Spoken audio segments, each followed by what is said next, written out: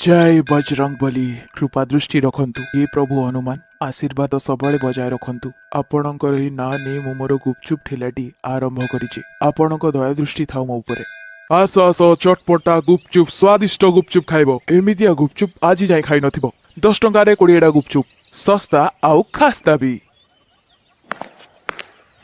गुपचुप ठेला लच्छु गुपचुप ठेला मो ठेला सामने रे गोटी नुआ ठेला भोला गत किछि वर्ष हेला गुपचुप्र गोटे थेला चलाउथिला।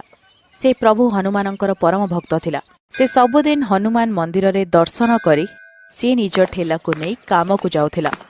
भोला निज ठेला रे भी हनुमानंकर गोटे फोटो लगैथिला जेउथरे से सबुदिन गुपचुप बिक्री करिबा पूर्वरु हनुमानंकु गुपचुप्र भोग लगौथिला। भोला को एमिति करुथिबार देखि सामना रे लगैथिबा ठेला लच्छु जोरे जोरे हसिबा आरंभ कला।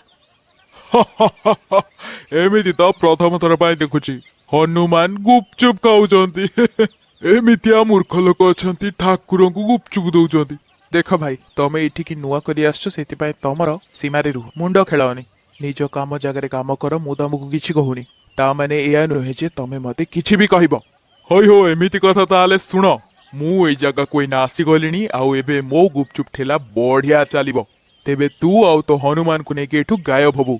लच्छु बदमाश टाइप रो लोकटी थिला। तार बहुत बदमाशिया सांग भी थिले जे खाली समय रे ठेला को आसी सेठी मस्ती मजाक करुथिले।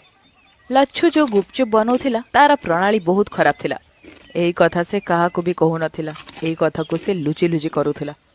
भोला निज स्त्री ममता को एई विषय रे कहूथिला। ममता तमे जानिचो से नुआ लच्छु गुपचुप वाला बहुत खराब लोक से ग्राहकों को पुराना मसला सहित गंधिया पानी गुपचुप खुआए एई कथा को ग्राहक जानी हांती समस्तों को सस्ता देखा जाउची सेइथि पई मो ठेला रे ग्राहक आसीबा बहुत कमी गलेनी सबु लच्छुर ठेला को ही जाउछंती।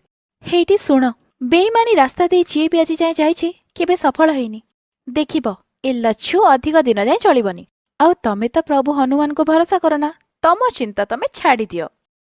भोला हनुमान को ध्यान रे करी सोई पड़िला। ता परदिन भोला जेते बेले निज ठेला नहीं बाजार को गला तेबे ता ठेला को किछि बदमाश आसी गले। ओए गुपचुप खुआइलु देखिबा टिके तो गुपचुप रे केते दाम अछि। हां एबे दउची आज्ञा कल्लू भाई गुपचुप रे ते स्वाद नाही आउडी रागो करबे मो संग बहुत दिन परे आछि तकु मन भरी गुपचुप खुआ। तेबे दुईटी लोक आहुरी आसी गले जो माने कि से दुई बदमाश कर सांग थिले से माने भी सांगरे गुपचुप खाइले। सेमानक भितरु दुई जण लोक भोलारे मुंडरे मारी मारी कथा होथिले। भोला को एई सब जिंस पसंद नथिला। अरे केमिति व्यवहार करछथि आपण खाइबा को तो दउची मनीष मु मेसिन नुहे खाइबा पई तो समय लागिबो एबे मु जणे आ आपण चारि जण चलो भाई जीबा चल बे। अरे रे भाई कोड जाउछ टंका दियो को टंका बे। अरे भाई तमे जो गुपचुप एना खाइलो ता टंका मागुची मु हमठु टंका मागिबो चल दबनी कोन करिवु तू ये कौन दादागिरी तुमर हाँ मो परिश्रमर टंका तमे तो मते दब ही सला आमको टंका मागिबु बे रह तते दउची। चारि जण बदमाश ताको बहुत माड़ मारिले आउ ता ठेला को सेठी भांगी की रखिदेले। सामने रे ठिया होइतबा लच्छु गुपचुप वाला जोर जोरे सेठी हसुथिला। आउरी मारो ताको जेमिति कारिका गुपचुप ठेला नै के आसीबनी। आख पाख दे जाउथिबा लोक माने गुंडा को एते डरी जाइथिले जे ताको सहाय्य करबाको भी केही आसुनथिले। से बदमाश लच्छुर सांग माने थिले आउ जेते बेले से बदमाश माने चली गले गोटे लोक ताको सहाय्य कला आउ ताको रिक्शा रे पठै देले। भोला लहु लुहाण हे घरे पहुंचिला।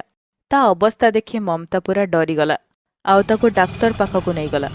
भोलार हाथ गोड़ खंडिया हो जाइथिला तेणु भोला को डाक्टर किछि दिन पई रेस्ट करबाको कहला। ममता से बदमाश लच्छु हुई एई सब काम करिछि हे बजरंग बली एमितिया बदमाश लोकन को दंड काई मिलुनी मु काम रे केमति जेबे। भोला एबे ममता सहित कथा होउथिला जे कबाट तार ठक ठक हेला। किए रुह आसुची। अरे रतन तू प्रणाम दीदी केमती अच्छा। अरे भाई ना को कौन हेला आउ ये खंडिया तू आसे बस टिके कौन खाई दे तापर सब कथा कहबी मु। रतन तू तो केबे सहर को आसुना हठात केमती आसिलु तू। बस भाईना टिके भौणी कथा मने पड़िला बोली चली आसिले और सहर रे काम भी थिला। ममतार भाई रतन गाँव आसथिला से सहर को आसीबा बहुत कष्टकर। ममता भोलार सहित होइथिबा घटना को रतन को कहला जहा को सुनी रतन बहुत जोरे रागी गला। दीदी तमे चिंता करनी मु आसी गलिनी आउ मु थाउ थाउ मो भाईना को किछि हबनी କାଲିଠୁ ମୁଁ ଗୁପଚୁପ ଠେଲା ଲଗେଇବି ଆଉ ଦେଖିବି କାହା ଭିତରେ ଏତେ ସାହସ ଯେ ମତେ ସେଇଠୁ କାଢିବ। ରତନର କଥା ଶୁଣି ମମତା ଆଉ ଭୋଲା ଟିକେ ଡରିଗଲେ କିନ୍ତୁ ସେମାନେ ବୁଝିଗଲେ। ରତନ ତାଙ୍କୁ ବୁଝେଇଦେଲା। ତା ପରଦିନ ରତନ ଗୁପଚୁପ ଠେଲା ନେଇ ବଜାରକୁ ଚାଲିଗଲା। ଲଛୁ ଗୁପଚୁପବାଲା ଭୋଲା ଜାଗାରେ ରତନକୁ ଠେଲା ଲଗଉଥିବାର ଦେଖି ଆଶ୍ଚର୍ଯ୍ୟ ହେଲା। ଓ ଭାଇ, କଣ ଏତେ ସାହସ ହୋଇଯାଇଛି ମୋ ଆଗରେ ଆସି ଗୁପଚୁପ ଠେଲା ଲଗେଇଛ? ମୋ ନାଁ ହଉଛି ରତନ, ମୋ ଭେଣୀ ହଉଛନ୍ତି ଭୋଲା, ଆଉ ତାଙ୍କ ଜାଗାରେ ଆଜିଠୁ ମୁଁ ଗୁପଚୁପ ଠେଲା ଲଗେଇବି। ଭୋଲାର ତ ହାତ ଗୋଡ ଭାଙ୍ଗିକି ଏଇଠୁ ତାକୁ ରଫା ଦଫା କରିଥିଲି, ଏବେ ତୋର ବି ସେୟା କରିବି? ଯଦି ସାହସ ଅଛି ମୋ ଠେଲାକୁ ହାତ ଲଗା। ଏବେ ମୋ ସାଙ୍ଗକୁ ଫୋନ କରୁଛି ମୁଁ। ରତନ ଗୁପଚୁପ ଖୋଇବା ଆରମ୍ଭ କଲା ଗ୍ରାହକଙ୍କୁ। ଏତିକି ଭିତରେ ରତନ ତା ସାଙ୍ଗମାନଙ୍କୁ ଡାକିଦେଲା। ଇଏ ହଉଛି ଭୋଲାର ଶଳା ରତନ। ଏଇ ଶଳାଟାକୁ ଏମିତି ମାର କାଲି ନ ଉଠି ପାରୁ। ଆରେ ମୋ ହାତକୁ କଣ ହେଲା? ମୋ ହାତ ଗୋଟିଏ ଜାଗାରେ ଅଟକି ଯାଇଛି, ମୁଁ ତାକୁ କାହିଁକି ମାରି ପାରୁନି? ମୋ ସହିତ ବି ଏଇଆ ହେଲାଣି, ମୋ ଗୋଡ ଦିଟା ଗୋଟା ଜାଗାରେ ଲାଗି ଯାଇଛି, ମୁଁ ତ ଜମା ହଲି ପାରୁନି। ମୋ ଭେଣେଇକୁ ତମେ ମାରିଥିଲ, ଏବେ ମୋ ଠେଲା ଭାଙ୍ଗି ଆସିଛ, ଏବେ ତମକୁ ଦଣ୍ଡ ଦଉଛି, ଏଇ ନିଅ। ରତନ ସେଇ ବଦମାସ ଲୋକଙ୍କୁ ଉପର ତଳ କରୁଥିଲା। କେବେ ତାଙ୍କୁ ଆକାଶରେ ଉଡ଼େଇ ଦଉଥିଲା ତ କେବେ ସେ ତାକୁ ତଳେ ବାଡ଼େଇ ଦଉଥିଲା। ରତନ ବାସ୍ତବରେ ଆଉ କେହି ନୁହେଁ, ସ୍ୱୟଂ ହନୁମାନ ଥିଲେ, ଯେ ଭୋଲାକୁ ସାହାଯ୍ୟ କରିବା ପାଇଁ ଧରାପୃଷ୍ଠକୁ ଆସିଥିଲେ। ସେ ତ କେବଳ ବଦମାସକୁ ଶିକ୍ଷା ଦଉଥିଲେ, ଯେମିତିକି ଭୋଲାକୁ ସେମାନେ ଆଉ ହଇରାଣ ନ କରନ୍ତୁ। ଆଉ ଏମିତି ହିଁ ହେଲା। ବଦମାସ ଡରିକି ସେଇ ଜାଗାରୁ ଚାଲିଗଲେ। ରତନ ଚାଲି ଚାଲି ଲଛୁର ଠେଲା ପାଖକୁ ଗଲା। ତେବେ ଲଛୁ ଡରିଗଲା ଆଉ ସେ କ୍ଷମା ମାଗିଲା।